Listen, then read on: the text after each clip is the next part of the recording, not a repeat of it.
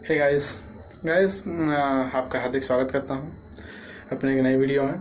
आज हम लोग बात करेंगे और चर्चा करने वाले हैं बहुत ही बेहतरीन टॉपिक के बारे में। और जो टॉपिक है मैं इसे आज आपको पूरी तरीके से बताऊंगा कि हमारी जो टॉपिक है वो किस तरीके से हम लोग अपने जो हम लोग जो पढ़ा रहे हैं हम लोग आपको बहुत अच्छी तरीके से पढ़ाएंगे अपने इस वीडियो में। और पढ़ाने के साथ साथ आप लोग को प्लस हम गाइड भी करेंगे कि आप लोग किस प्रकार से जो कुछ करना है वो आपको किस प्रकार से जो भी हम लोग करेंगे वो हम आपको बताएंगे आप लोग किस प्रकार से आपको करना है।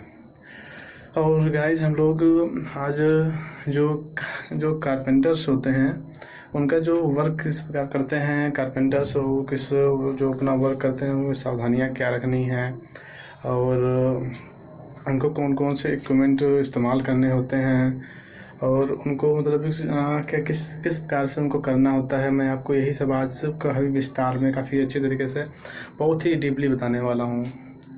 तो आप लोग हमारी वीडियो में पूरी तरीके से बने रहिएगा और बहुत ही अच्छी तरीके से मैं आपको अपनी इस वीडियो में बताऊंगा जो कारपेंटर्स होते हैं वो किस प्रकार से अपना जो काम करते हैं, किस प्रकार से कारपेंटर्स जो होते हैं वो उनके जो इक्विपमेंट होते हैं उनको क्या क्या सावधानियाँ बरतनी पड़ती हैं, उनको किस किस प्रॉब्लम से उनको कौन कौन से प्रॉब्लम का उनको सामना करना पड़ता है, मैं आपको ये सब अपने इस वीडियो में बताऊंगा। सो हमारी वीडियो को जो है पूरा आप देखते रहिएगा और मेरे चैनल पे नए हैं चैनल को लाइक करें एंड शेयर और सब्सक्राइब तो कर ही लीजिएगा गाइस, क्योंकि शेयर सब्सक्राइब करना होता है बहुत ईजी होता है। शेयर सब्सक्राइब एंड लाइक करना वो ना ही इसमें आपको कोई कॉस्ट देनी पड़ती है ना ही कुछ करना पड़ता है। आपको share subscribe and bell icon को प्रेस करना काफ़ी अच्छा रहता है गाइस। और गाइस कारपेंटर्स जो होते हैं किस प्रकार से अपने वर्क को करते हैं और किस प्रकार से वो लोग अपने अपने काम को जो आसानी से कर सकते हैं। और कारपेंटर जो है मैं फिगर के माध्यम से आपको बस लिख के भी बताया हूँ और प्लस आपको मैं फिगर के माध्यम से भी बताया हुआ हूँ कि किस प्रकार से क्या क्या करना होता है। आपको सभी तरीके से मैं अपने इस वीडियो में पूरी तरीके से बताया हुआ हूँ कि किस प्रकार से हमको करना होता है और किस प्रकार से हम लोग करेंगे जो वीडियो में। ओके गाइस, तो फिगर को भी काफ़ी अच्छी तरीके से हमने बताया हुआ है कि जो हमारा फिगर है उसे भी हमने काफ़ी अच्छी तरीके से बताया हुआ है किस प्रकार से आपको फिगर बनाना है और किस प्रकार से आपको क्या क्या करना है, आपको बहुत ही डीपली मैंने बताया हुआ है। तो हमारी वीडियो को पूरा देखिएगा और गाइस आप कमेंट जरूर करिएगा गाइस, जो कमेंट करेंगे तो आपको काफ़ी अच्छा लगेगा हमको और हम जो वीडियो बनाएंगे काफ़ी अच्छी वीडियो हम बना लेंगे कमेंट करने के बाद। सो गाइस कमेंट करना ना भूलिएगा और कमेंट काफ़ी अच्छा कीजिएगा और बताइएगा कि हमने गलतियाँ क्या की हैं और हम किस प्रकार से सुधार कर सकते हैं। ये सब आप हमको बता सकते हैं कमेंट सेक्शन में जाके। और जो भी गाइस मैं गलतियाँ की हूँ तो प्लीज़ आप कमेंट सेक्शन में कमेंट करके ज़रूर बताएँ। आई होप गाइस मैं अपनी वीडियो को स्टार्ट करूँगा और कमेंट करना नहीं भूलिएगा और लाइक की झड़ी लगा दीजिएगा, लाइक ज़रूर कर दीजिएगा गाइस। मैं वीडियो को स्टार्ट कर लेता हूँ और बेल आइकन को प्रेस करना एकदम भूलिएगा नहीं गाइस। तो let's start the video and enjoy yourself. So hey guys, आज हम लोग पढ़ेंगे आपका ये जो है बढ़ई गिरी के औजार के बारे में हम लोग पढ़ेंगे अपने इस वीडियो में और आपको मैं फुल्ली तरीके से बताऊंगा किस प्रकार से क्या क्या करना है, क्या क्या पढ़ाई करनी है हम लोग को। तो हमारी वीडियो स्टार्ट होती है, ये देखिए आपका स्टार्ट होता है बढ़ई गिरी के औजार जो होते हैं क्या क्या होते हैं। तो सबसे पहले आपको लेना होगा पकड़ने और सहारने वाले औजार। तो सिंपली आपको कौन कौन से औजार लेना होगा, आपको ये फर्स्ट औजार लेना होगा पकड़ने और सहारने वाले औजार, सेकंड मापक और छीलक औजार एंड थर्ड है कर्तन और छीलन औजार। ये 3 औजार हैं। फर्स्ट हम लोग को पढ़ना क्या है गाइस, हम लोग को पढ़ना यही है, हम लोग आज पढ़ेंगे ये चीज़ गाइस। ओके ओके ओके ये बड़ा कर लिए और ये आपको सॉरी चलिए हटा देते हैं। आपको यही पढ़ना ओके गाइस, बड़े गिरी के औजार जो होते हैं, ठीक है। तो फर्स्ट है पकड़ने और सहारने वाले औजार, ठीक है। तो होल्डिंग एंड मार्किंग जो है जो होती हैं औजार होते हैं हम लोग उनके बारे में पहले जानेंगे। तो हम लोग को फर्स्ट पढ़ना पकड़ने और सहारने वाले औजार। जी हाँ गाइस, पकड़ने और सहारने वाले औजार जो होता है ये औजार हम लोग को पढ़ना है। तो हम लोग वीडियो को स्टार्ट करते हैं। ये आपका फिर बेंच होता है, ठीक है। तो पकड़ने और सहारने वाले औजार जो होते हैं होल्डिंग एंड मार्किंग टूल्स जो होते हैं, इस कार्यशाला में कोई भी कार्यखंड को उचित रूप देने के लिए उस पर प्रक्रिया करना आवश्यक होता है, या किसी भी निर्धारित क्रिया को करने के लिए जांच को उचित प्रकार से पकड़ना आवश्यक होता है। ये औजार उस कार्यखंड पर की जाने वाली प्रक्रिया के आधार पर उसके अलग अलग प्रकार को पकड़ते हैं। और सेकंड है बेंच। बेंच होता है बढ़ईगिरी में कार्य को करने के लिए आवश्यक बेंच होती है। क्या होती है बढ़ईगिरी में कार्य को करने के लिए? हम लोग अब ये वाला पढ़ रहे हैं, ठीक है, और हम लोग ये पूरा पढ़ेंगे, ये सब पूरा हम लोग पढ़ेंगे, ठीक है। तो बेंच जो होता है बढ़ईगिरी में कार्य करने के लिए आवश्यक बेंच होती हैं, जिसके एक और 22 लगी होती है, और बेंच शीशम या सॉल की मजबूत लकड़ी का बना होता है। जो बेंच होता है वो शीशम और सॉल की लकड़ी का बना होता है। इसकी उपयुक्त माप लगभग 350 350 centimetre 300 centimetre into 300 centimetre into 90 centimetre into 80 centimetre होती है। इसके कार्य करने की ऊपरी सतह 5 सेंटीमीटर या 6 सेंटीमीटर मोटे तख्तों की बनाई जाती है तथा बढ़ई औजार रखने के लिए इनमें एक कुआं बना होता है। एंड हम लोग अब इसे देखेंगे। एंड आपका ये हो गया वाइस। सिंपली हम लोग इस प्रकार से इसे देख सकते हैं, ठीक है। अब हम लोग इसको देखेंगे वाइस बेंच, ठीक। तो वाइस जो होता है यह इस्पात या लोहे की बनी होती है, और इसके मुख्य भाग जो होता है वो बल जबड़ा तथा स्थिर जबड़ा, हैंडल व पेन होते हैं। इसके स्थिर जबड़ों को आगे हम देखेंगे, इसके स्थिर जबड़ों के आगे देखेंगे। पहले हम लोग फिर से देख लेते हैं हम लोग को पढ़ना क्या है। हम लोग को पढ़ना है ये, ओके गाइस। बढ़ईगिरी के औजार क्या होते हैं, देन हम लोग को ये देखना है, देन ये एंड ये, ओके। फिर आपका ये फर्स्ट आ जाता है, ओके गाइस। फिर आपका ये फर्स्ट आ जाएगा, first number, okay. First number है पकड़ने और सहारने वाले औजार, होल्डिंग एंड मार्किंग टूल्स जो होते हैं हम लोग वो देखेंगे, ठीक है। तो कार्यशाला में जो कार्यशाला होती है उसमें तो हमको देखना है पकड़ने और सहारने वाले औजार, ठीक है। तो कार्यशाला में किसी भी कार्यखंड को उचित रूप देने के लिए उस पर प्रक्रिया करना आवश्यक है। किसी भी निर्धारित क्रिया को करने के लिए जांच को उचित प्रकार से पकड़ना, जो जांच होती है उसे उचित प्रकार से पकड़ना आवश्यक होता है। ये औजार उस कार्यखंड पर की जाने वाली प्रक्रिया के आधार पर उसे अलग अलग प्रकार से पकड़ते हैं। फर्स्ट हमारा जानते हैं पकड़ने और सहारने वाले औजार जो होते हैं, फर्स्ट वही है। पकड़ने एवं सहारने वाले औजार जो होते हैं फर्स्ट, पकड़ने एवं सहारने वाले औजार होते हैं हम लोग, चलो ग्रीन कलर का यूज़ कर लेते हैं, ठीक है गाइस। एंड सेकंड आपका बेंच होता है, बेंच, हम बेंच को देखेंगे। आप जो बेंच होती है, ठीक है गाइस, हम लोग बेंच देखेंगे। सिंपली ये बेंच जो होता है हम लोग पूरा हो चुका है बेंच का, ओके। हम लोग ये देखेंगे, अब हम लोग ये देखेंगे, ओके गाइस। बेंच बढ़ईगिरी में कार्य को करने के लिए आवश्यक वस्तु बेंच होती है, जिसके एक और वाइस लगी होती है। बेंच शीशम या सॉल की मजबूत लकड़ी का बना होता है। जो बेंच होता है वो शीशम या सॉल की मजबूत लकड़ी का बना होता है।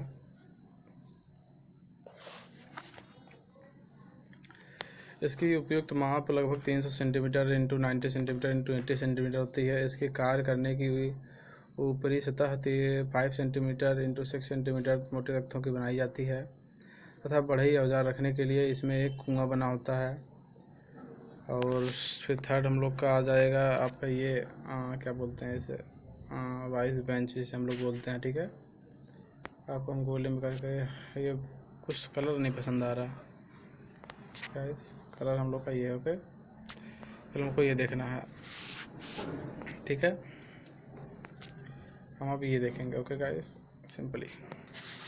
तो यह इस्पात या लोहे की बनी हुई होती है। इसके मुख्य भाग बल जबड़ा या स्थिर जबड़ा, हैंडल व पेन होते हैं। और इसके स्थिर जबड़े जो होते हैं अब हम आगे जानेंगे। जो इसके स्थिर जबड़ों को बेल्ट या बेंच पर स्थिर कर दिया जाता है। जो इसके स्थिर जबड़े होते हैं उसे बेंच या बेल्ट पर स्थिर कर दिया जाता है एंड कर दिया जाता है। दूसरे जबड़े को पेन व हैंडल की सहायता से आगे पीछे कर सकते हैं। पेंच स्थिर जबड़ों को नीचे बनी चूड़ियों से गुजरता है। जब हत्थों को घुमाते हैं तो पेंच स्थिर चूड़ियों को घूमने के कारण आगे पीछे सरकता है, और जॉब पर जो होता है आगे पीछे सरकेगा जॉब पर। ठीक है गाइस। और उसके बाद हम लोग सी शिकंजा एंड जी शिकंजा के बारे में जानेंगे। जो सी शिकंजा जी शिकंजा क्या होता है, हम लोग इसके बारे में चर्चा करेंगे अपने इस वीडियो में। ओके, सी शिकंजा एंड जी शिकंजा। ओके गाइस, ये है, एंड इसके बारे में हम लोग पूरा जानेंगे अपने इस वीडियो में, सी शिकंजा एंड जी शिकंजा। ओके गाइस, ये है सी शिकंजा एंड जी शिकंजा के बारे में हम लोग पूरा जानेंगे। ठीक है, हम देखते हैं सी शिकंजा जी शिकंजा। सी शिकंजा या जी शिकंजा, इसके मुख्य भाग सी या जी आकार का फ्रेम तथा वर्गाकार चूड़े वाले पेंच होते हैं। ये क्रमशः आघात वर्ध ढलवा लोहा तथा मध्यम कार्बन इस्पात के बने होते हैं। फ्रेम के एक सिरे पर जबड़ा तथा दूसरे सिरे पर पेंच के लिए एक स्थान बना होता है। फ्रेम के एक सिरे पर जबड़ा होता है, जो फ्रेम होता है उसके एक सिरे पर जबड़ा होता है, और दूसरे सिरे पर जो होता है दूसरे सिरे पर पेंच के लिए स्थान बना दिया जाता है। ठीक है, एक सिरे पर जबड़ा दूसरे सिरे पर पेंच के लिए स्थान बना दिया जाता है। इसमें कारखंड के जबड़ों के बीच पकड़ा जाता है। कारखंड जो जबड़े होते हैं उसके बीच पकड़ा जाता है, और दोनों जबड़ों के बीच की दूरी जो होती है, दोनों जबड़ों के बीच की दूरी इसका आकार प्रदान करती है। ये 5 सेंटीमीटर से 30 सेंटीमीटर तक साइजों में उपलब्ध होते हैं। इनका प्रयोग लकड़ी के चादरों को सरसों चिपका दिया जाता है। लकड़ी के चादरों को सरसों चिपका सर से चिपका कर दाब देने तथा बेंच और लकड़ी को पकड़ने आदि में किया जाता है। ठीक है, सिंपली हम लोग फिर से देख लेते हैं एक बार। सी शिकंजा जी शिकंजा हम लोग पढ़ रहे थे। ओके, इसका मुख्य भाग सी या जी आकार का होता है। जो इसका फ्रेम होता है, फ्रेम तथा वर्गाकार टुकड़े, फ्रेम जो इसका फ्रेम और वर्गाकार टुकड़ा चूड़े वाले पेंच होते हैं। इसका फ्रेम जो होता है वो वर्गाकार टुकड़े या चूड़े वाले पेंच होते हैं। ये क्रमशः आघात वर्ध ढलवा लोहा तथा मध्यम कार्बन इस्पात के बने होते हैं। कैसे बने होते हैं? ये आघात वर्ध होते हैं, मध्यम कार्बन इस्पात के बने होते हैं। फ्रेम के एक सिरे पर जबड़ा तथा दूसरे सिरे पर पेंच के लिए एक स्थान बना होता है। पेंच के भीतरी सिरे पर भी एक जबड़ा होता है और बाहरी सिरे पर अंगुष्ठ पेंच लगा होता है। इसमें कारखंड को जबड़े के बीच पकड़ा जाता है, और दोनों जबड़ों के बीच की दूरी ही इसका आकार प्रदर्शित करती है। ये 5 सेंटीमीटर से 30 सेंटीमीटर तक के साइजों में उपलब्ध होते हैं। इनका प्रयोग लकड़ी की चादरों को सरसों चिपकाकर दाब देने तथा बेंच पर लकड़ी को पकड़ने आदि में किया जाता है। अब जानेंगे हम छड़ शिकंजे के बारे में। हम लोग जानेंगे छड़ शिकंजा क्या होता है। छड़ शिकंजा इसकी संघार शिकंजा के नाम से भी जानते हैं। छड़ शिकंजा को सिंपली संघार शिकंजा के नाम से भी जानते हैं। इस शिकंजे का जो मुख्य भाग होता है, एक छड़ होती है, एंड जो एक छड़ होती है जो आयताकार टी या आई काट के मृद इस्पात की बनी होती है। जो आयताकार टी या आई काट के मृद इस्पात की बनी होती है। इसके एक सिरे पर भारी शीर्ष होता है तथा लंबाई में थोड़ी दूर पर छेद बने होते हैं। शीर्ष में कार्बन इस्पात का बना एक वर्गाकार चूड़ी वाला पेंच गुजरता है, जिसके बाहरी सिरे पर हत्था लगा होता है तथा दूसरे सिरे पर जबड़ा लगा होता है। जब पेंच को घुमाया जाता है तो जबड़ा छड़ पर आगे पीछे सरकता है। इस जबड़े के सामने एक अन्य संवेदनशील जबड़ा छड़ पर लगा होता है, जिसके निचले भाग पर बने छिद्र तथा छड़ में बने छिद्र से एक पिन एक चेन के द्वारा जबड़े पर लगी होती है। जबड़े के बीच कारखंड को रखकर पकड़ा जाता है। इसके द्वारा कारखंड जैसे सहनीर, तख्तों के फ्रेम आदि को पकड़ा जाता है। छड़ शिकंजे का उपयोग लकड़ी के दो बड़े भागों को जोड़ते समय उन पर सरेस आदि लगाकर कुछ समय तक कसकर या दबाव देकर पकड़े रखने के लिए बनाया जाता है। साधारणतः यह 60 सेंटीमीटर से 200 सेंटीमीटर लंबाई होती है। कुछ शिकंजों पर विस्तार छड़ लगाकर उन्हें अधिक लंबा करने का भी प्रबंध होता है। जो छड़ शिकंजा होता है वो किस प्रकार का होता है? छड़ शिकंजा सिंपली इस प्रकार का होता है।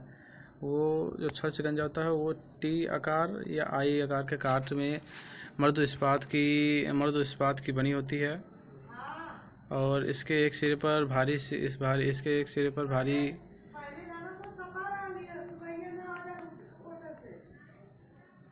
ठीक है, और इसके सिरे पर भारी शीश होता है। इसकी लंबाई में थोड़ी दूर छेद बने होते हैं। इसके लंबाई में थोड़ी दूर छेद बने होते हैं, ठीक है गाइस। और थोड़ी दूर छेद बने होते हैं और टी आकार का होता है और आई आकार के काट होते हैं। मृदु इस्पात की बनी होती है और इसके एक भारी शीर्ष होता है। इसके एक सिरे पर भारी शीर्ष होता है, ठीक है गाइस। और शीर्ष कार्बन इस्पात का बना होता है। यह एक वर्गाकार चूड़ी वाला पेंच गुजरता है जिसके बाहरी सिरे पर हत्था होता है तो दूसरे सिरे पर जबड़ा लगा होता है। जब पेंच को घुमाया जाता है तो जबड़ा छड़ के पर आगे पीछे सरकता है। इस जबड़े के सामने एक अन्य संवेदनशील जबड़ा छड़ पर लगा होता है। इसके निचले भाग पर बने छिद्र तथा छड़ में बने छिद्र के एक पिन एक चेन के द्वारा जबड़े पर लगी होती है। जबड़े के बीच कारखंड को रखकर पकड़ा जाता है। इसके द्वारा कारखंड जैसे साहनीर, तख्ते के फ्रेम आदि को पकड़ा जाता है। छड़ शिकंजे का उपयोग लकड़ी के दो बड़े भागों में को जोड़ते समय उन पर सरेस आदि लगाकर कुछ समय तक कसकर या दबाव देकर रखने के लिए बनाया जाता है। साधारणतः से 60 सेंटीमीटर से 200 सेंटीमीटर तक की लंबाई के होते हैं। कुछ शिकंजों पर विस्तार छड़ लगाकर उन्हें लंबा करने में का प्रबंध होता है। जो कुछ ऐसे शिकंजे होते हैं जिनको प्रबंध होता है। यहाँ सिंपली क्या, लकड़ी के दो बड़े भाग में जोड़ते समय उन पर सरेस की जो चिपका देते हैं, ठीक है। उसके बाद सबसे मेन बात यहाँ पे जानने वाली यही है कि इस 60 सेंटीमीटर से 200 सेंटीमीटर की लंबाई के होते हैं और कुछ शिकंजे कुछ ज़्यादा ही मोटी पॉइंट हो जा रहा है या हाँ सर पतली हो जाए, मैं तो इतनी मोटी हो जा रही है, कुछ ज़्यादा ही मोटी हो जा रही। ठीक है, अब ठीक है ना, अब ठीक है। देखें अब सही रहेगी, अब सही रहेगी। कुछ शिकंजे पर विस्तार से लगाकर उन्हें अधिक लंबा करने की प्रबंध किया जाता है। अब ठीक, थोड़ा और पतला कर लें और सही रहेगा, ठीक है गाइस। अब देखते हैं अगर और थोड़ा और पतला कर लेते हैं, रेड कर लेते हैं, कलर चेंज कर लेते हैं, रेड सही रहेगा, ठीक। तो लंबा करने का तथा प्रबंध होता है और 60 सेंटीमीटर सिंपली ये होते हैं और 200 सेंटीमीटर की लंबाई होती है। इसकी लंबाई जो 200 सेंटीमीटर होती है, विस्तार लगाकर उन्हें अधिक लंबा करने का प्रबंध होता है कुछ शिकंजों पर। और कारखंड में सानी तत्वों के फ्रेम आदि को पकड़ा जाता है और छड़ शिकंजे का उपयोग लकड़ी के दो बड़े भागों को जोड़ते समय उन पर सरेस लगाकर कुछ समय के लिए कसती या दबाव बनाकर पड़ने का सकता होती है। 7 सेंटीमीटर 200 सेंटीमीटर की लंबाई के होते हैं और कारखंड में जो काफ़ी अच्छा कार्य करते हैं।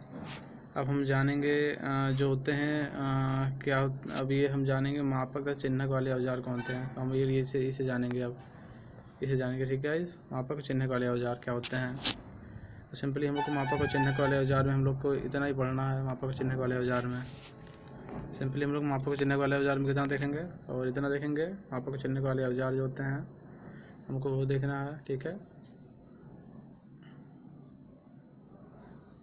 मापक और चिन्हक वाले औजार हम लोग को देखना है, ठीक है। हमको इतना पढ़ना मापक और चिन्हक वाले औजार में इस पेज में। तो कार्यशाला होती है, इसमें मापक और चिन्हक औजार का प्रयोग करने से पहले हमें मापन या चिन्हक क्रिया का ज्ञान आवश्यक है।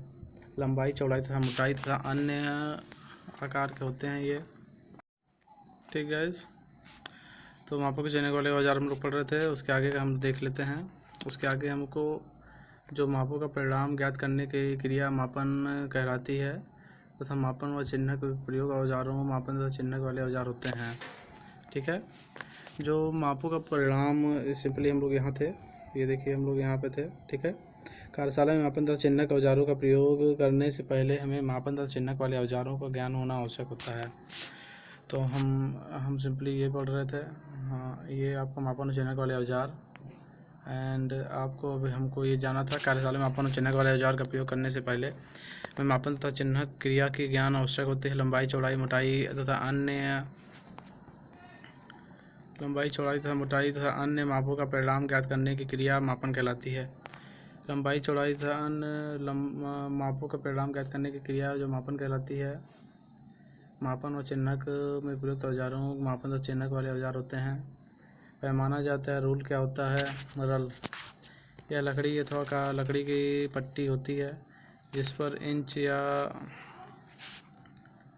यह एक लकड़ी की पट्टी होती है। हम लोग ये पढ़ रहे हैं गाइस।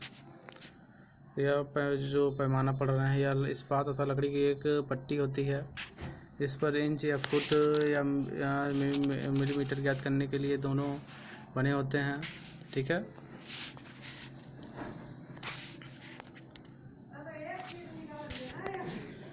पैमाना या इस्पात अथवा लकड़ी की एक पट्टी होती है जिस पर इंच या फुट या मिली या मिमी सेंटीमीटर ज्ञात करने के लिए दोनों बने होते हैं। ये किसी भी वस्तु की माप ज्ञात करने के लिए चिन्ह लगाने के लिए काम आते हैं। इनकी सहायता द्वारा किसी माप की निशान लगाते समय यह ध्यान रखना आवश्यक है कि आँख पैमाने पर लंबवत हो। ठीक है। और इनकी सहायता के द्वारा किसी माप का निशान लगाते समय यह ध्यान रखना आवश्यक हो जाता है कि आँख पैमाने पर लंबवत हो। तो जिस तल पर निशान लगाना है उस तल पर पैमाने पर अंकित हुए निशानों को छुपा सकते हैं। उपयोगिता निम्न आधारों पर होती है। Okay guys. प्रति पैमाना इस पैमाने के दोनों और इंच फुट या मिलीमीटर सेंटीमीटर के में निशान लगे होते हैं। हम लोग जानेंगे आगे जो प्रति पैमाना हमारा प्रति पैमाना किस प्रकार से होता है इस प्रकार हम जानेंगे। ठीक है। इस पैमाने के दोनों ओर इंच या फुट या मिलीमीटर सेंटीमीटर के निशान लगे होते हैं। प्रति पैमाना बॉक्स लकड़ी का बना होता है। वातावरण का प्रभाव न्यूनतम करने के लिए कारण ही इसे फॉक्स वुड का बनाया जाता है क्योंकि फॉक्स वुड में सिकुड़न तथा ऐंठन कम होती है और यह 60 सेंटीमीटर लंबा होता है। इसकी लंबाई 15 सेंटीमीटर लंबे 4 भागों में बटी रहती हैं। ये भाग आपस में कब्जे द्वारा जुड़े होते हैं। इस प्रकार मोड़कर यह 15 सेंटीमीटर के आकार में परिवर्तित हो जाती है। बढ़ई गिरी में इसका प्रयोग अधिकतम होता है। किसका? प्रति पैमाने का उपयोग। ठीक है। यह प्रति पैमाना है। इस पैमाने के एक और इंच फुल होता है। मिलीमीटर सेंटीमीटर निशान लगे होते हैं। प्रति पैमाना बॉक्स लकड़ी का बना होता है और जो वातावरण का प्रभाव न्यूनतम करने के लिए कारण ही इसके होते हैं। फॉक्स वुड का बनाया जाता है क्योंकि फॉक्स वुड सिकुड़न तथा ऐंठन कम होती है। यह 60 सेंटीमीटर होता है तथा इसकी कुल लंबाई 15 सेंटीमीटर लंबे 4 भाग में बटी रहती है। ये भाग आपस में कब्जे द्वारा जुड़े हुए होते हैं। इस प्रकार मोड़कर 15 सेंटीमीटर के आकार में परिवर्तित जाती है। बढ़ई गिरी में इसका प्रयोग अधिकतम होता है। तो गाइस सिंपली हम लोग पूरा देख ही चुके हैं किस प्रकार से होता है। पैमाना क्या है? इस्पात की लकड़ी का बना होता है। पैमाना जो होता है पैमाना इस्पात की लकड़ी का बना होता है पट्टी जिस पर इंच फुट सेंटीमीटर दोनों बड़े लगे होते हैं। काम पता से लेते हैं और इस प्रकार से यह जो रखना आवश्यक होता है आँख पैमाने पर लंबवत हो, इस पर निशान लगा हो, पैमाने पर अंकित होने चाहिए। दिए हुए निशान उपयोगिता के आधार पर विभिन्न लंबाइयों की डिजाइनें बनी होती हैं। इस पर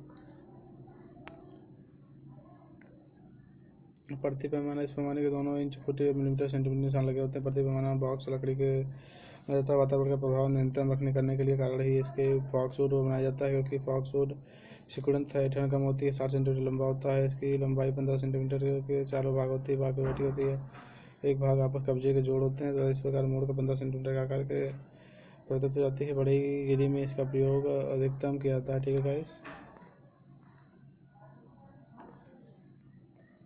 हम लोग पेज नंबर 5 देखेंगे।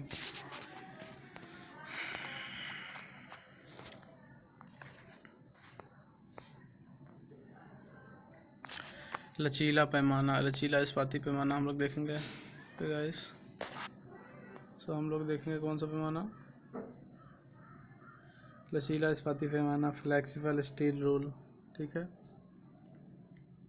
फ्लेक्सिबल स्टील रूल हम लोग देखेंगे अब।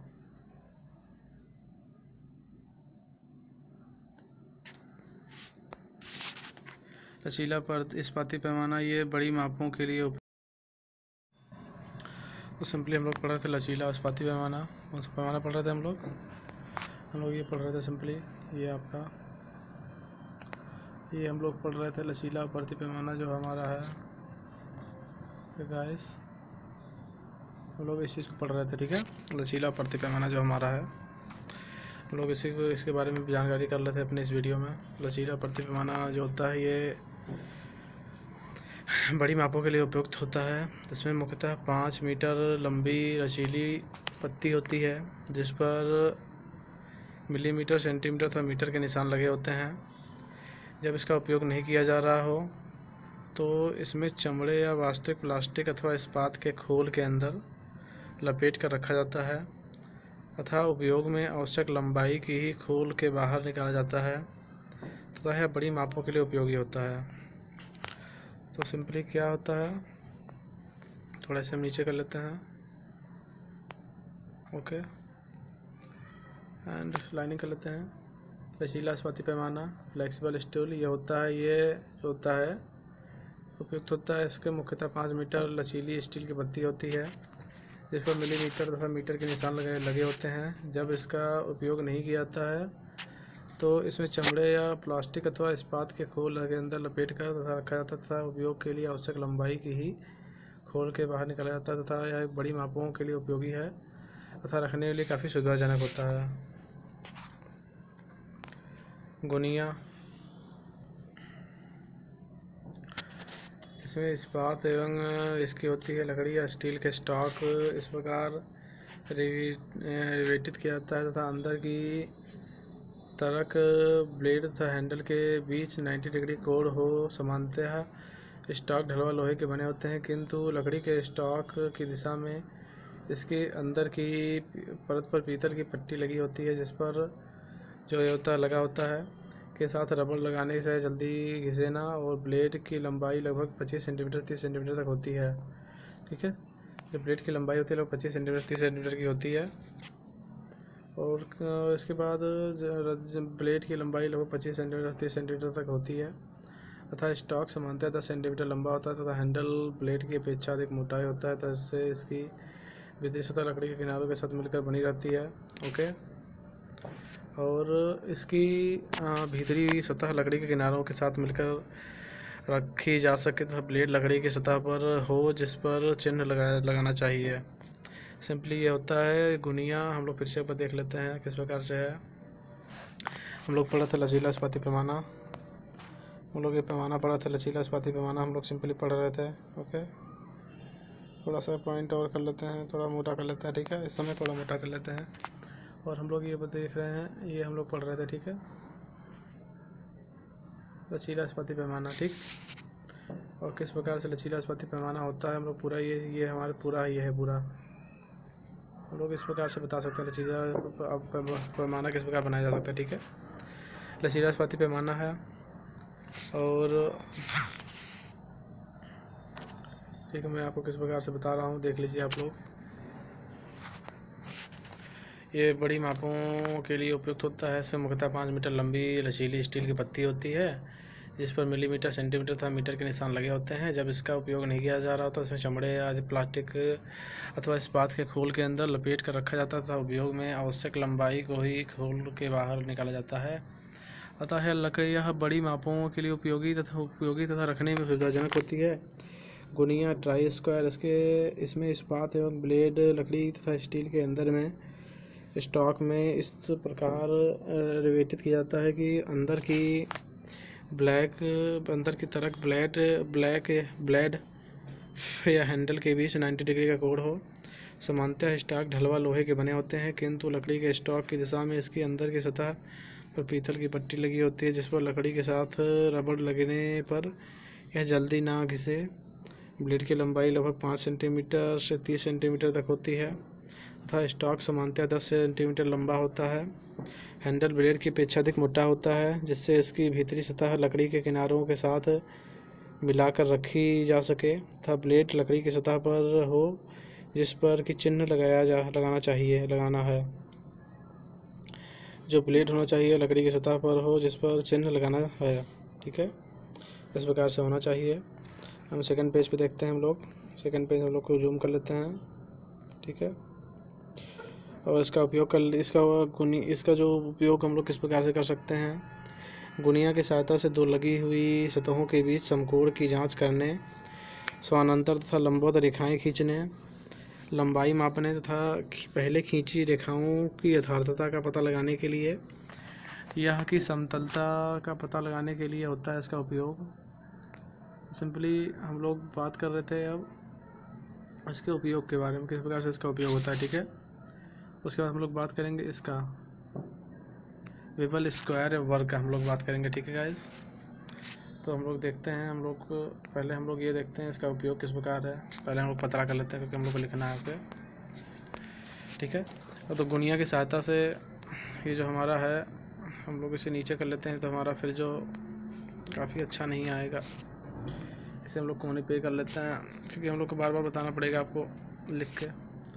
इसका उपयोग जो है गुनिया की सहायता से दो श्रेणी में लगी हुई सतहों के बीच समकोण की जांच करने, समानांतर तथा लंबवत रेखाएं खींचने, लंबाई मापने तथा पहले खींची गई रेखाओं की यथार्थता का पता लगाने व सतह की समतलता का पता लगाने में काम आती है, ठीक है।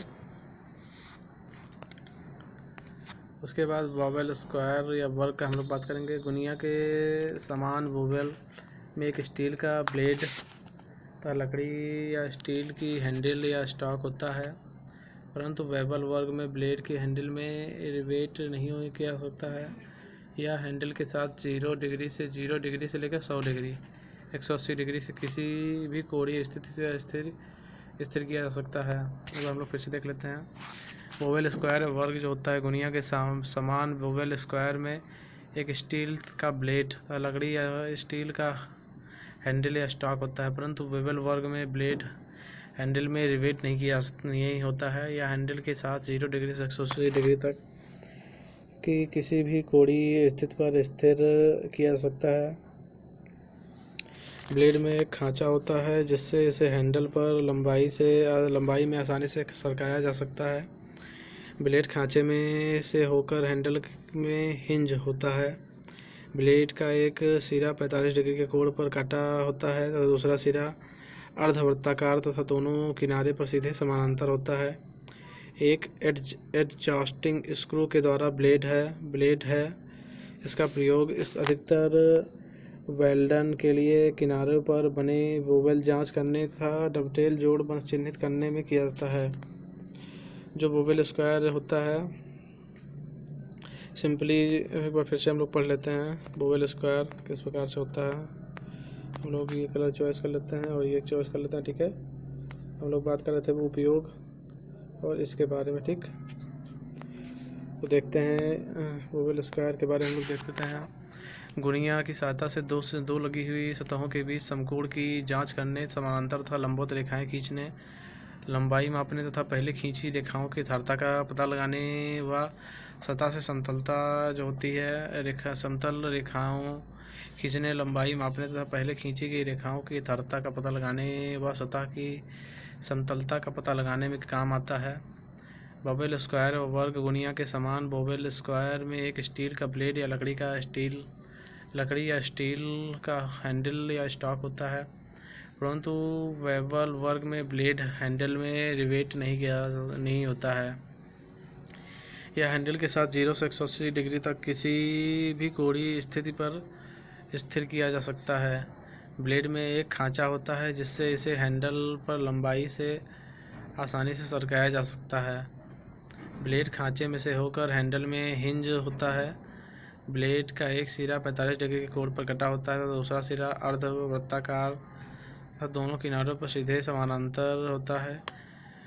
एक एडजस्टिंग स्क्रू के द्वारा ब्लेड है। इसका प्रयोग अधिकतर वेल्डन के लिए किनारों पर बने वोवेल जांच करने तथा डबटेल जोड़ चिन्हित करने में किया जाता है। ओके,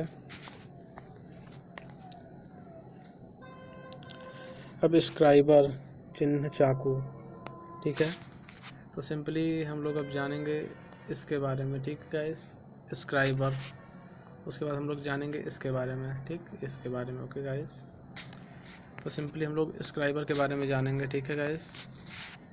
यह इस्पात चाकू या गोल छड़ की लगभग 20 सेंटीमीटर लंबाई का बना होता है। इसका एक सिरा बकुला तथा दूसरा सिरा चपटा और धारदार होता है। साधारणतः नुकीले भाग में बिंदु चिन्हित किए जाते हैं तथा चपटे भाग में रेखाएं खींची जाती हैं। फिर से देख लीजिए आप लोग। स्क्राइबर चिन्ह चाकू, इसे हम लोग चिन्ह चाकू बोलते हैं, या इस्पात की गोली छड़ से लगभग 20 सेंटीमीटर लंबाई का बना होता है। इसका सिरा बुकीला और दूसरा सिरा चपटा होता है। एक सिरा जो होता है बुकीला होता है, दूसरा सिरा चपटा होता है। और साधारणतः जो नुकीले भाग, एक सिरा कैसा होता है, नुकीला होता है, दूसरा सिरा चपटा होता है। जो नुकीले भाग में बिंदु चिन्हित किए जाते हैं तथा चपटे भाग में रेखाएं खींची जाती हैं। जो नुकीला भाग होता है उसमें बिंदु चिन्हित किया जाएगा, जब चपटा भाग होता है उसमें ये करना जाता है, ठीक है।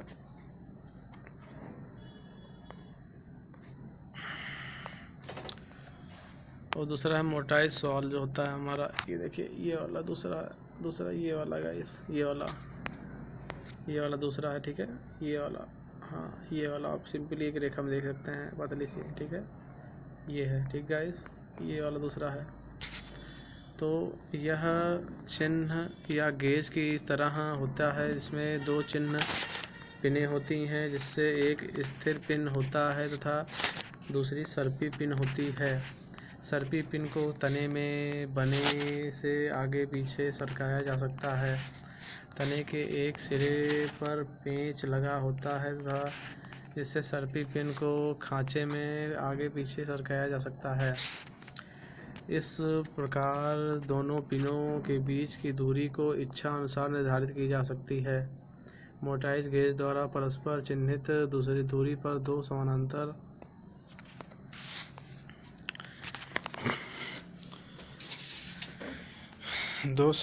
जो होता है, दो समानांतर रेखाएं खींची जा सकती हैं। और इस गेज का अधिकतर उपयोग सॉल या मोर्टाल तथा टेनन चिन्ह लगाने में किया जाता है। जो कैलिपर होता है, कैलिपर यह मापन औजार है। पैमाने पर माप जहां सुविधाजनक नहीं की जाती है वहां पर इसका प्रयोग किया जाता है। इसकी मुख्यतः दो टांगें होती हैं जो एक ही सिरे पर हिज पर लगी होती हैं और इन दोनों टांगों की सहायता से ही माप ली जाती है। मुख्यतः कैलिपर के दो भाग होते हैं, कैलिपर तथा वाइस कैलिपर। और वाइस कैलिपर के द्वारा फ्लैंज, ट्यूब, शाफ्ट या इसी प्रकार की अन्य वस्तुओं के बाहरी व्यास की माप ली जाती है। अंत में कैलिपर के द्वारा भीतरी व्यास की मापों का परीक्षण भी किया जाता है।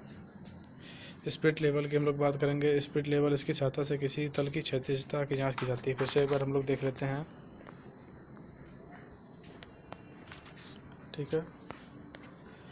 स्क्राइबर हम लोग फिर से देख लेते हैं। स्क्राइबर चिन्ह चाकू, ठीक है, यह इस्पात के गोल छड़ों की लगभग 20 से 25 सेंटीमीटर लंबाई का बना होता है। इसकी एक सिरा नुकीला और दूसरा सिरा चपटा होता है, चपटा धारदार होता है। साधारणतः नुकीले भाग में बिंदु चिन्हित होते हैं और चपटे भाग में रेखाएं खींची जाती हैं, ठीक है।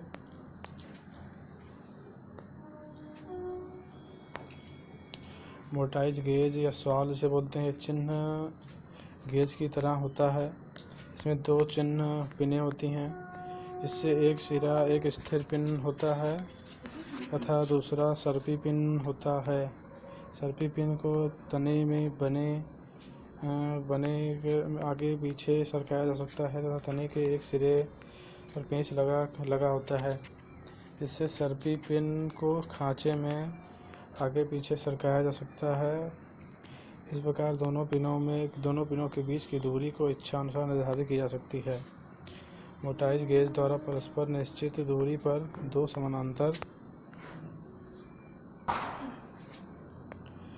समांतर रेखाएं की जा सकती हैं।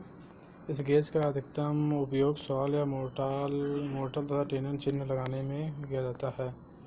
हम लोग बात करेंगे कैलिपर्स। गाइस, कैलिपर्स के बारे में हम लोग बात करेंगे, ठीक है। कैलिपर्स क्या होता है, कैलिपर्स के बारे में हम लोग चर्चा करेंगे। यह एक मापक औजार होता है। पैमाने पर माप जहाँ सुविधाजनक नहीं होती है वहाँ पर इसका प्रयोग किया जाता है। ठीक है गाइस। और इसकी मुख्यतः दो टांगें होती हैं जो एक ही सिरे पर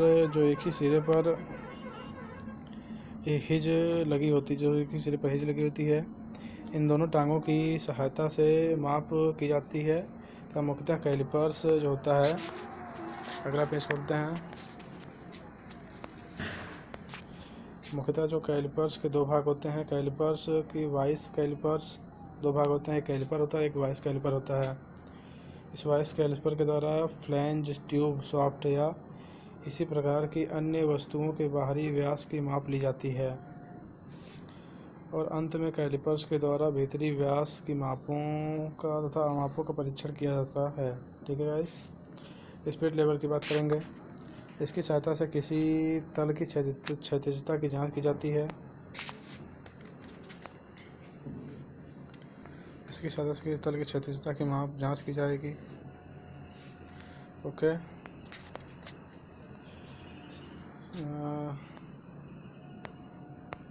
सिंपली हम लोग बात करेंगे इसकी स्पिरिट लेवल की बात करेंगे। इसकी सहायता से किसी तल की क्षैतिजता की जांच की जाती है। ठीक है। साहुल, यह पीतल अथवा इस्पात का बना एक लट्टू के आकार का होता है। इसकी ऊपरी सिरा एक मजबूत डोरी से बंधा होता है तथा निचला सिरा एक नुकीला होता है। इस डोरी को समानतः एक लकड़ी की डोरी में पिरोया जाता है। पट्टी की लंबाई लट्टू के अधिकतम व्यास के बराबर होती है। इसका उपयोग उल्टी सतहों की सीधी जांच करने के लिए किया जाता है। और इसके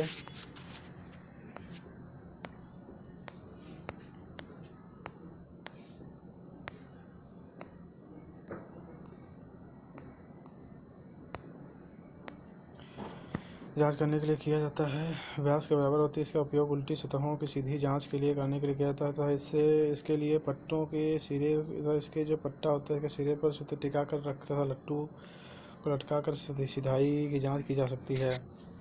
ठीक है।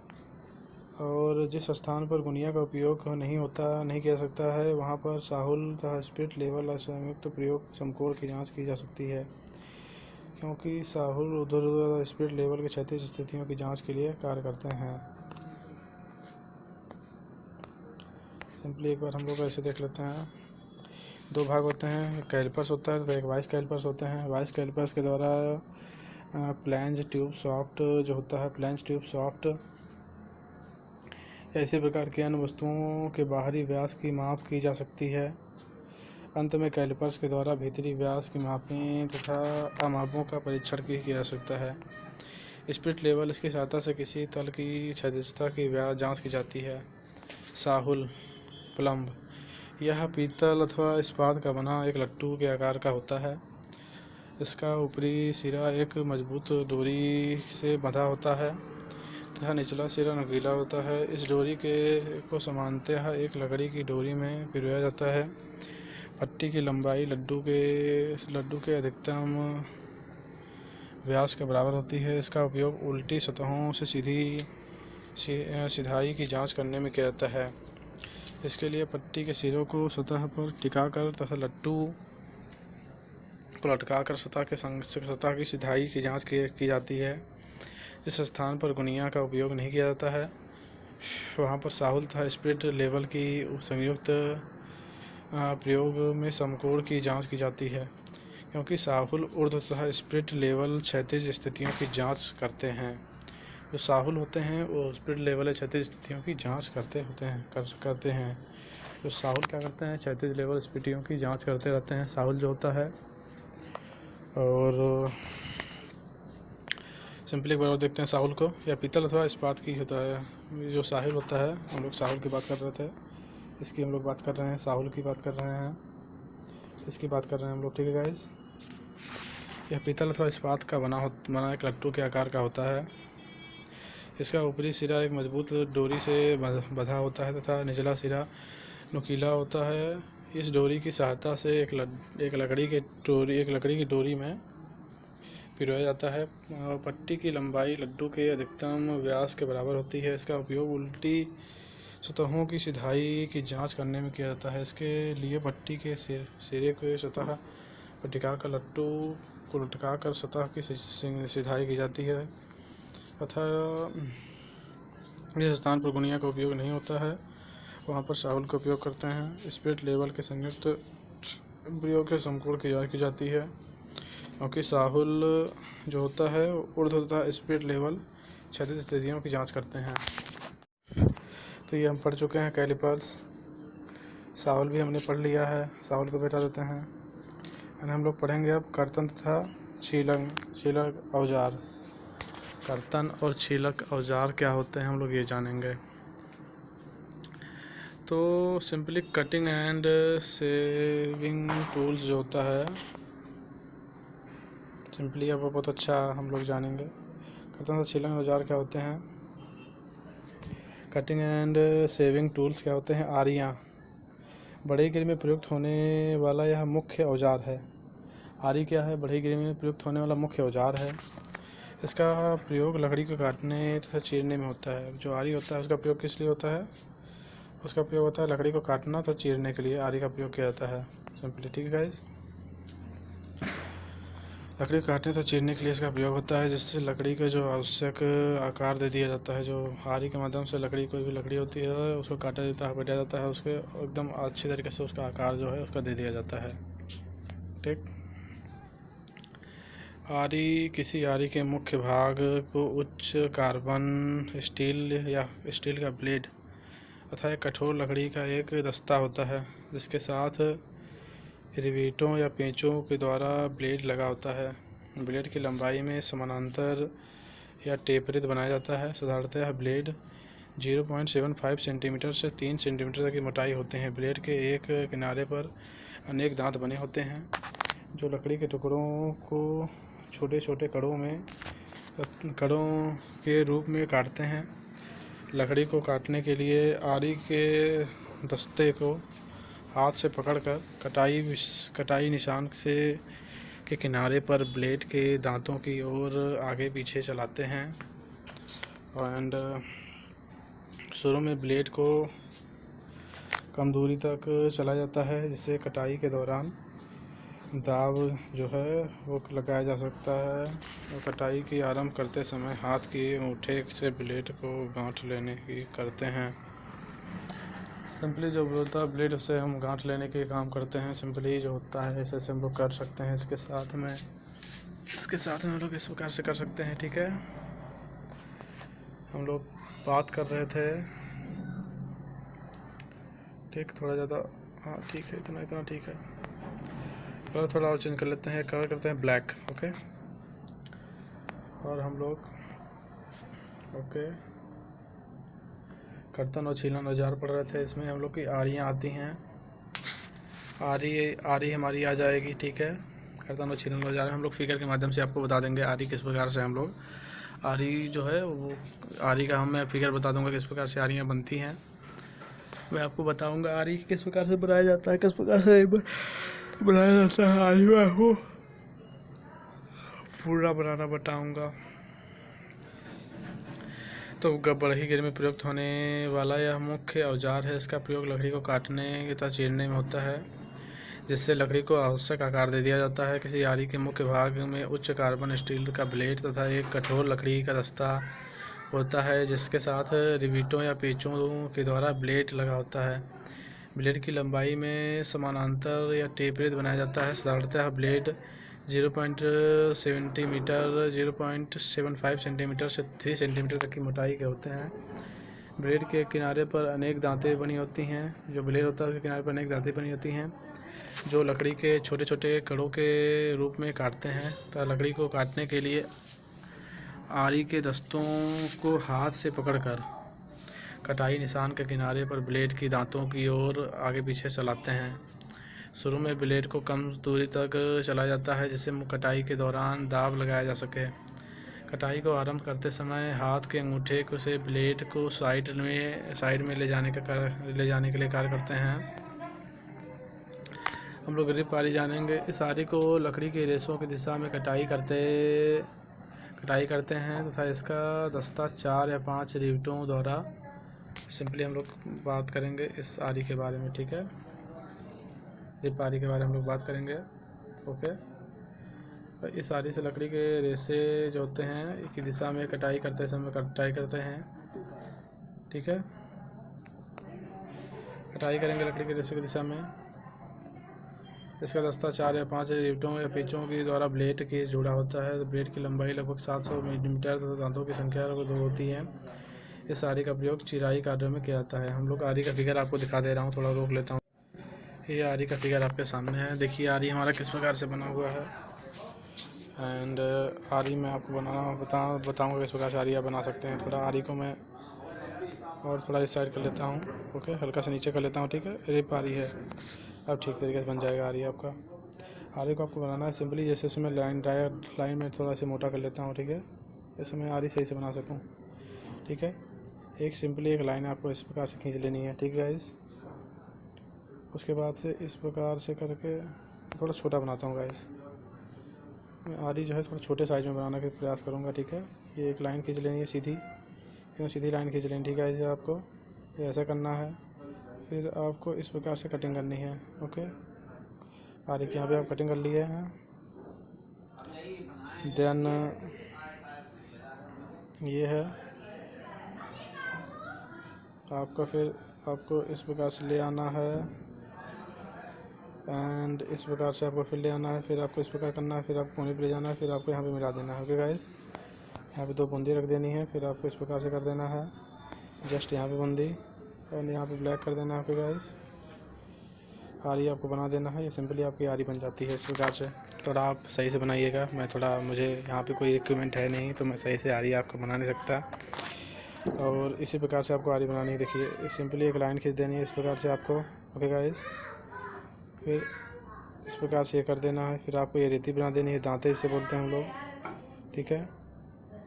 इसे हम लोग दांते बोलते हैं। और इस फिगर को इस प्रकार से करते हैं, इस प्रकार से फिगर ले आते हैं, इस प्रकार से फिगर लाते हैं, ठीक गाइस। और इस प्रकार से हम बना सकते हैं आरी को, ठीक है। इस प्रकार से यहाँ पे एक बूंदी रहेगा आरी का, यहाँ पे बूंदी रहेगी, यहाँ पे बूंदी रहेगा। ये आपका आरी बन गया।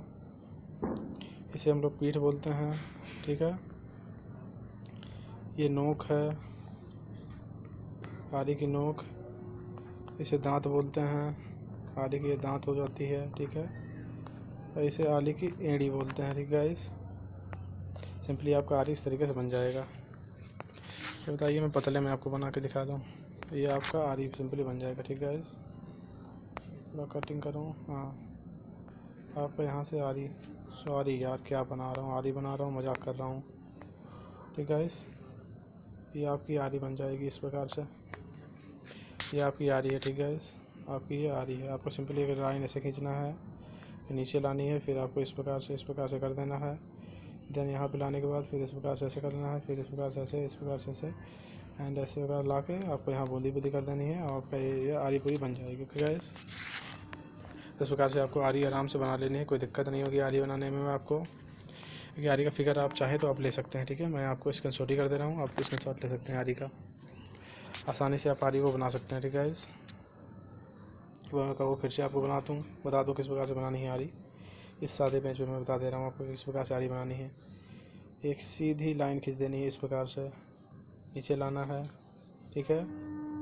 इस प्रकार से दांतें बनानी है। दांतें मैं कैसे बना रहा हूँ देख लीजिए आप लोग। इस प्रकार से दांतें बनानी है एंड यहाँ पे ले आना है, ठीक। एंड ये इसे ले आके यहाँ से ये, हाँ हाँ हाँ, हत्था, टोटल आपको हत्था बनाना है इस प्रकार से। इसे हम लोग पीठ बोलते हैं। ये पीठ होती है आरी की। ये इसे हम लोग नोक बोलते हैं सिंपली। इसे हम लोग क्या बोलते हैं, नोक। इसे हम लोग सिंपली बोल सकते हैं, इस चीज़ को हम लोग बोलते हैं रेती, ठीक है। और ये क्या होता है, हत्था, हत्था, ठीक है। इसे पूरा हत्था होता है। सिंपली इस प्रकार से आप आरी बना सकते हैं। यहाँ पे ये होगा, यहाँ पे 2 चीज़, यहाँ ये होता है और यहाँ पे इस प्रकार आरी, आराम से आपकी आरी जो है बन जाएगी गाइस। और ये भारी आरी हो जाएगी, ओके, इस प्रकार से आपकी आरी बन जाएगी। आप आराम से आरी बना सकते हैं। इस प्रकार से काफ़ी अच्छे तरीके से आप लोग आरी बना सकते हैं फिगर के माध्यम से। देख लीजिए फिगर आप लोग, ठीक है। अब चलते हैं, आपको फिर से वहीं ले जाते हैं। सिंपली मैं आपको बता दिया हूँ कि आरी किस प्रकार से आप बना सकते हैं फिगर के माध्यम से। हम आपको रिप आरी बनाना बताएंगे। रिप आरी क्या होती है पहले हम पढ़ लेते हैं। इस आरी से लकड़ी के रेशों की दिशा में कटाई करते हैं तथा इसका रास्ता जो होता है 4 या 5 रीवटों या पेचों के द्वारा ब्लेड से जुड़ा रहता है। ब्लेड की लंबाई 700 मिलीमीटर या दांतों की संख्या 2 होती है। इस आरी का प्रयोग चिराई कार्यों में किया जाता है। रिप आरी का प्रयोग, रिप आरी का हम आप कह देंगे तो मैं आपको फिगर बना के बता दूंगा रिप आरी का फिगर कैसे बनेगा। सो गाइस, ये रिप आरी का फिगर है, आप लोग देख सकते हैं। ये जो आरी है ये रिप आरी ही है, ठीक गाइस। ये सिंपली इसे हम लोग नोक बोलते हैं, ये इसे हम लोग पीठ बोलते हैं, ये एड़ी है, ठीक है। देख लीजिए किस प्रकार से नोक बना हुआ है। नोक इस प्रकार से बना हुआ है गाइस। आरी की नोक इस प्रकार से बनी हुई देख लीजिए आप लोग। ये आरी की नोक बनी हुई है। एंड ये आपके मोदी है आरी का, ये भी मोदी है, ये भी मोदी है, ठीक है। और आरी की ये देखिए, ये आरी का ये है। हाँ, समझा दूंगा जो टेनन आरी और आपको डबटेल आरी और टेनन आरी के बारे में पूरी तरीके से फिगर के बारे में बता दूँ, फिगर से बता दूंगा। कौन सी आरी? ये जो टेनन आरी है, ठीक है। इस ये आरी एंड ये आरी, ठीक है। अब दोनों फिगर के माध्यम से मैं आपको बता दूंगा। तो सिंपली हम चलते हैं अपने फिगर पर। और ये आपका डबटेल आरी है और ये आपका है टेनन आरी, ठीक है गाइस। ये दोनों आरियाँ हैं। कौन आरी है? ये डबटेल आरी है। तो डबटेल आरी को बनाने के लिए सिंपली आपको यहाँ पे एक लाइन लेना पड़ेगा, एक सीधी लाइन, ओके गाइस। यहाँ से एक सीधी लाइन लेनी पड़ेगी, ओके। आपको यहाँ तक आना पड़ेगा, लाइन एक सीधी लेके। फिर आपको एक लाइन ऐसे लेनी पड़ेगी एंड देन एक लाइन सीधी लेनी पड़ेगी, ओके। दांते तो आप जानते हैं किस प्रकार बनाना है आपको।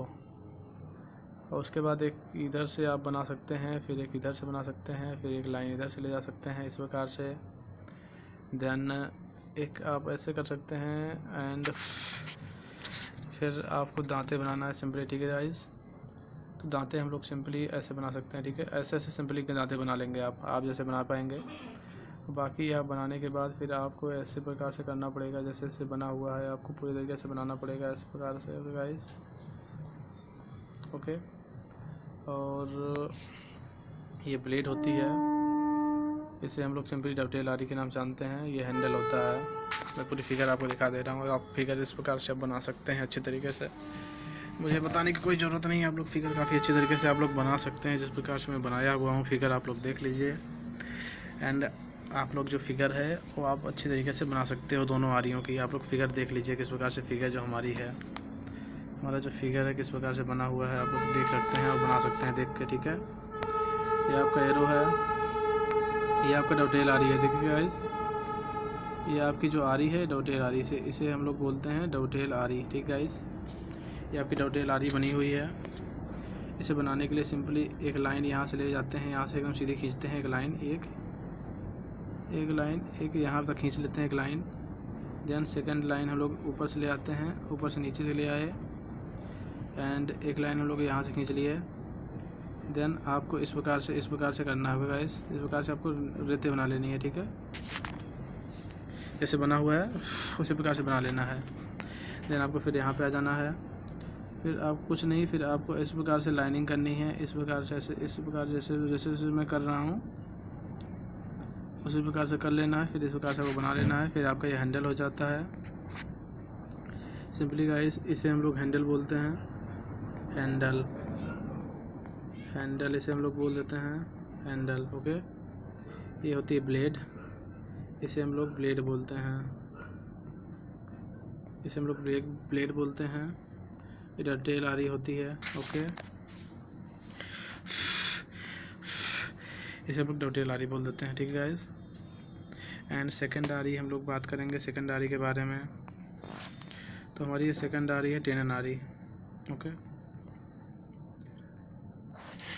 तो टेनन आरी आपको बनाना है तो सिंपली आपको पहले यहाँ से ये आपकी टेनन आरी है, ओके गाइस। ये आपका टेनन आरी है, ठीक है। इसे बनाने के लिए सिंपली आपको एक यहाँ से एक लाइन ले जानी पड़ेगी, एक लाइन आपको यहाँ से ले जानी पड़ेगी, ठीक है गाइस। डबल लाइन आप ले जा सकते हैं, डबल लाइन आप ले जा सकते हैं। Okay guys, okay okay okay okay okay okay. इस प्रकार से आप 2 लाइन ले जाइए। इसका मैं फिगर बता दे रहा हूँ आपको। 2 लाइन ऐसे ले जानी है एंड सिंगल लाइन इस प्रकार से लानी है एंड सिंपल एक लाइन इस प्रकार से आपको ले आनी है, ठीक है गाइस। इस प्रकार से आप ले आनी है एक लाइन। देन आपको ये तो आप बनाना जानते ही होंगे, ये चीज़ बनाना जानते ही होंगे। इस प्रकार से हमको बनाना है, ठीक है। इस प्रकार से हमको बना लेना है इसे, ठीक। देन लास्ट में आता बचता है इस चीज़ को, इसको आप ऐसे कर लेना। देन आप ये नुकीला रहेगा, ये पोर्शन ऐसे, ये पोर्शन उठा रहेगा, ये पोर्शन नीचे ले, ये पोर्शन इस प्रकार से रहेगा, ठीक है। इस प्रकार से आप बना सकते हैं। यहाँ पे बूंदी, यहाँ पे बूंदी, यहाँ पे बूंदी और यहाँ पे गोला।